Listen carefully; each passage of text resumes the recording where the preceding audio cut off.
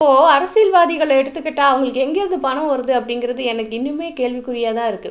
சும்மா ஒரு அரசியல் கட்சி ஆரம்பிக்கிறாங்க. பதவிக்கு வர்றதுக்கு முன்னாடியே கூட அவங்களுக்கு கோடிக்கணக்குல பணம் வந்துருது. எங்கேருந்து வருது இவங்களுக்கு பணம்? கட்சி ஆரம்பிச்சா பணம் வருமா?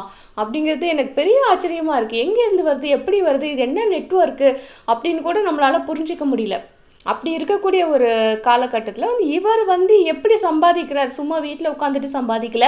நாம கட்டக்கூடிய வரி பணத்த நம்மளுக்கு தெரியாம வாரி சுருட்டி எடுத்துட்டு போகல. ஸோ அந்த மாரி விஷயங்களெல்லாம் பண்ணல. யார்கிட்டயும் கை நீட்டி லஞ்சம் வாங்கல. யார் வீட்டு வாசல்லயும் நின்னு எதுவும் கேட்கல. ஸோ இதெல்லாம் எல்லாருக்கும் புரியாது. அரசியல்ல வரணும் அப்படிங்கிற எண்ணம் அவருக்கு இருந்தது தான். இருந்தா கூட அவருக்கு நிறைய தடைகளும் இருந்தது. அதுவும் நம்மளுக்கு தெரியும். இருந்தாலும் நம்ம குறை சொல்லுவோம். ஏன்னா நம்மளுக்கு புரிஞ்சா கூட ஒருத்தரை நம்ம குறை சொல்றோம் அப்படின்னா அதுக்கு என்ன காரணமாக இருக்கும் அப்படிங்கிறத நீங்க கமெண்ட்ல சொல்லுங்க. ஏன்னா நம்மளுக்கு புரியுது இவரோட சிச்சுவேஷன் என்ன அப்படிங்கிறது நம்மளுக்கு